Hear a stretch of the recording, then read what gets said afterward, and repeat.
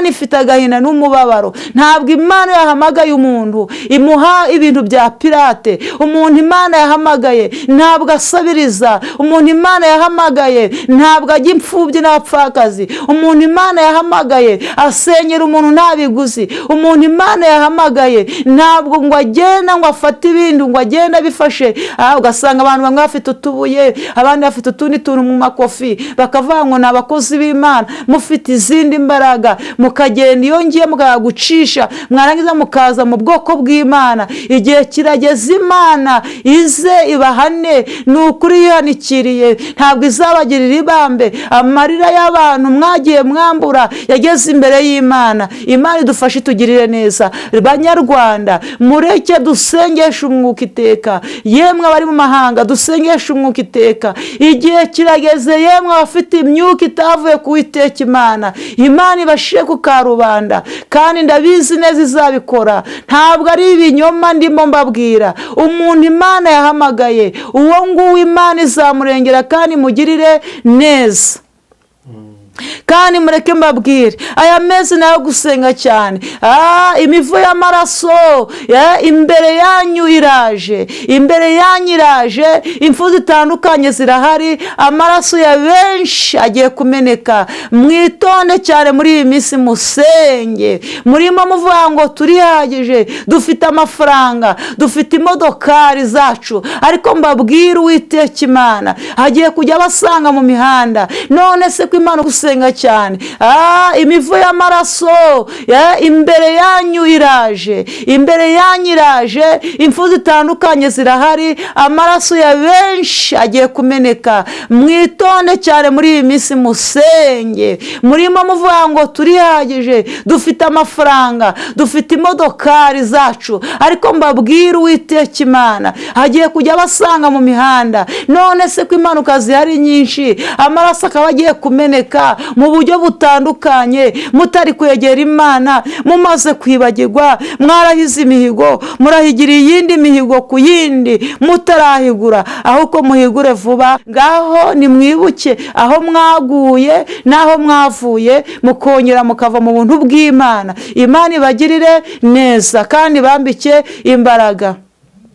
Imana rero turengere. Reka aya mezi ari imbere yacu, aya mezi ari imbere rwose, twegere Imana dusenge, tuzengunuke bucece, twinginge Imana. Bantu ntabwo baciyiriza, abantu mbese inda zabo bazihinduye imifuka, ntabwo bagisenga. Umuntu ari kuvuga ati ndimo mfite igifu, akitwaza ibyo ngibyo, nyamara amasaha 2 imbere y'Imana nabwo uvuze uti ndarwaye, amasaha 2 arahagije. Wegeye Imana ukafata Bibiliya yawe cyangwa se n'indirimbo ugasenga, nyuma ugafungura, ariko Imana yakubona. Mbese Imana ni igiki mwayiburanye? Imana ibagirire neza kandi bambike imbaraga. Hari abantu benshi Imana yakijije ibisazi, irongera ibagarura mbese mu bitekerezo bizima, ariko baribagiwe. Hari abantu benshi bagiye barwara uburwayi bukomeye, Imana iragenda irabakiza, bahiga imihigo, babwira Imana ngo Mana nudukura ahangaha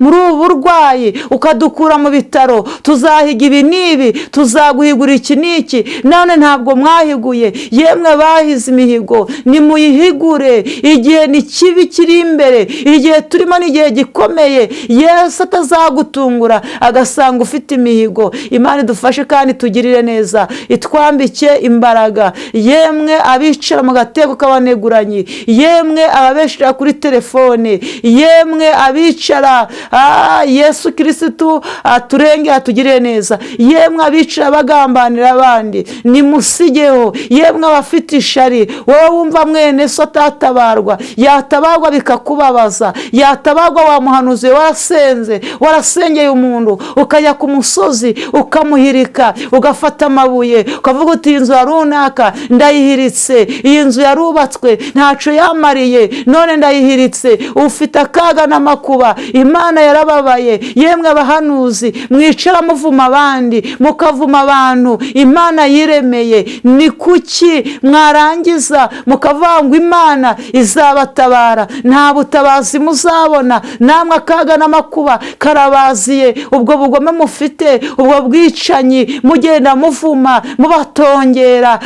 Imana ibafashe kandi bagarure mu nzira yayo. Imana idufashe kandi tugirire neza. Yemwe bagabo, iki ni igihe rero cyo kunihira Imana. Yemwe babyeyi, iki ni igihe cyo kunihira Imana. Banyarwanda, iki ni igihe cyo kunihira Imana. Abatuye isi, murebe ukuntu mwari muri murungabangabo, abandi mukwira imishwaro, abandi muvuga muti bizagenda bite. Imana ikagenda ibahisha mu tuntu tubusabusa, ariko mwibagiwe vuba. Imana iri kumwa ngo ni kuki mwibagiwe? Ngaho rero reka mwongere muhindukirire, murebe aho mwaguye, mwongere mugarukire Uwiteka Imana, mukingure imitima yanyu. Yesu ntabwo ari we basiga ukundi, ahubwo arabagirira ibambe n'imbabazi kandi abagirire neza. Ese Imana iri kumwa ngo barimo bansaba umugisha, ndawunyuza hehe? Ndawunyuza he barankingiranye? Ndawunyuza he bagifite ubugome? Ndawunyuza hehe bamaze kwibagirwa? Ndawunyuza hehe mbese batagitinya ibyaha? Imana idufashe itugirire neza, itwambike imbaraga kandi iturengere. Imana iturengere muri iyi minsi. Yemwe abandu mugenda mukayagucisha mukavuga ngo ni impano Imana yabahaye, mukajya mu bakonikoni mukayagucisha ngo mugushakisha impano. Mwirirwa mubesha abantu, mwirirwa mubarya amafaranga, mwirirwa mubesikoroka, mwirirwa muvuga ni Imana yavuze, nyamara mufite ibindi bintu mukenyereyeho, mufite ibindi bintu muri guhanuriraho. Imana yambwiye ngo iraje, mufite akaga n'amakuba, Imana ije kubanyuraho. Ibyo byose mufite mwishingikirije atari Uwiteka Imana wabahamagaye. Imana ifite agahinda n'umubabaro. Ntabwo Imana yahamagaye umuntu imuha ibintu bya pirate. Umuntu Imana yahamagaye ntabwo asabiriza. Umuntu Imana yahamagaye ntabwo ajya imfubyi n'abapfakazi. Umuntu Imana yahamagaye asenyera umuntu nta biguzi. Umuntu Imana yahamagaye ntabwo ngo agenda ngo afate ibindi ngo agenda bifashe. Ugasanga abantu bamwe bafite utubuye, abandi bafite utundi tuntu mu makofi, bakavuga ngo ni abakozi b'Imana. Mufite izindi mbaraga, mukagenda iyo ngiye mukagucisha, mwarangiza mukaza mu bwoko bw'Imana. Igihe kirageze Imana ize ibahane. Ni ukuri yihanikiriye, ntabwo izabagirira ibambe. Amarira y'abantu mwagiye mwambura yageze imbere y'Imana. Imana idufashe itugirire neza. Banyarwanda, mureke dusengeshe umwuka iteka. Yemwe abari mu mahanga, dusengeshe umwuka iteka. Igihe kirageze yemwe abafite imyuka itavuye ku Uwiteka Imana, Imana ibashire ku karubanda, kandi ndabizi neza izabikora. Ntabwo ari ibinyoma ndimo mbabwira. Umuntu Imana yahamagaye, uwo nguwo Imana izamurengera kandi mugirire neza. Kandi mureke mbabwire, aya mezi nayo gusenga cyane. Imivu y'amaraso imbere yanyu iraje, imbere yanyu iraje. Impfu zitandukanye zirahari, amaraso ya benshi agiye kumeneka. Mwitonde cyane muri iyi minsi, musenge. Murimo muvuga ngo turihagije, dufite amafaranga, dufite imodokari zacu, ariko mbabwire Uwiteka Imana hagiye kujya basanga mu mihanda. None se ko impanuka zihari nyinshi, amaraso akaba agiye kumeneka mu buryo butandukanye, mutari kwegera Imana, mumaze kwibagirwa. Mwarahize imihigo, murahigira iyindi mihigo ku yindi mutarahigura. Ahubwo muhigure vuba, maze Uwiteka Imana abagirire neza. Ntabwo ndimo mvuga ngo ndimo mbasaba. Aho mwahigiye Uwiteka Imana ntabwo nari impari, ariko mugende muhigure kugira ngo Uwiteka Imana abagirire neza. Imivu y'amaraso irimo iri gutemba ni myinshi cyane mu mihanda irimo. Aho mutuye imivu y'amaraso irahari, aho ngaho mu migi imivu y'amaraso irahari, mu byaro imivu y'amaraso irahari. Mureke mbabwira, abadayimoni barahari bagiye kujya banywa amaraso y'abantu, ariko niba wikomeje ku Uwiteka Imana izakurira ikurindane n'ibyawe. Rero reka Imana ibafashe kandi ibagirire neza, ibambike imbaraga. Rero abantu bibagiwe mureke mwongere mugarukire Uwiteka Imana itugirire neza kandi bambike imbaraga. Ijambo ry'Imana rero rigira aho ribakura, rigire n'aho ribashira. Ibyo nibyo mbasabiye nayo nisabira mu izina rya Yesu, amen. Amen, amen. Imana iguhe umugisha ku butumwa bwiza utambukije, ariko wagiye utinda ahantu uvuga ngo Imana iraje.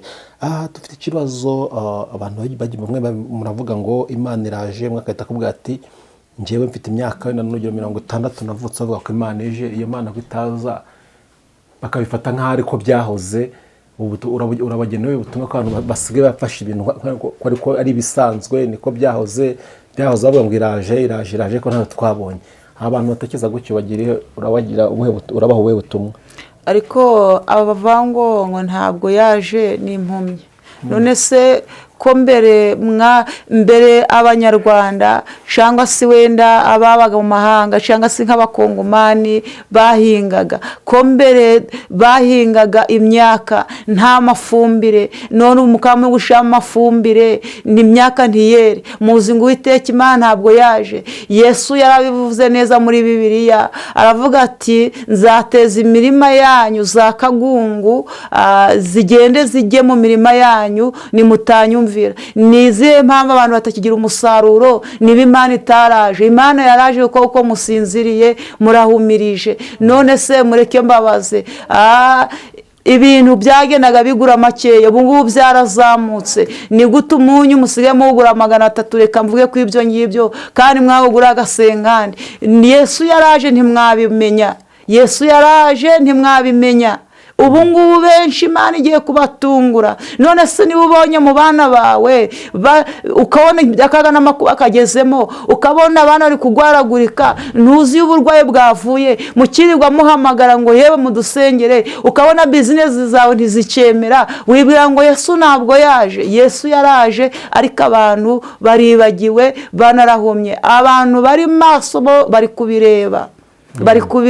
Twebwe tuba twicaye hano, hari benshi baduhamagara bakavuga bati rero ahangaha natsinzwe, ugasanga umuntu ari kwihana. Rero umuntu ugihamagara ngo naze vuba, Yesu naze vuba, ufite akaga n'amakuba urugutunga, uruguhamagara imbaraga z'Imana ngo nizize. None si Yesu yaravuze ngo nibanyubaha mbese mu gihe bapfire imyaka 70, nibanyubaha nzabongeraho imyaka 10, ibi imyaka 80. Niyo se niba uri gupfa ufite imyaka 60 cyangwa ufite imyaka 30, urumva wowe utari gupfa ukindutse. Yesu azaza, ntabwo azatinda. N'ubu ngubwire ngo Yesu araje. Noneho mwaya mezi ngaho musenya. Imivu y'amaraso irahari myinshi mu mijyi, mu byaro, imivu y'amaraso iri gutemba, ariko umuntu uri maso Imana izamurinda. Imana rero idufashe tugire neza. Yesu yaraje, ahubwo benshi ntabwo barimo bagirute babibona. Umuntu ari gukora ntibyemere.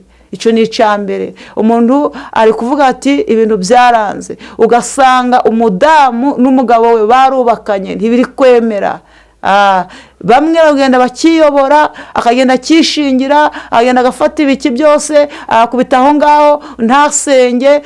Ubu urugo rwawe nturusengere, wagiye uriyobora, warangiza ngo ibintu ngo birakomeye. Yesu yaraje yuko mutari maso ngo mubirebe neza.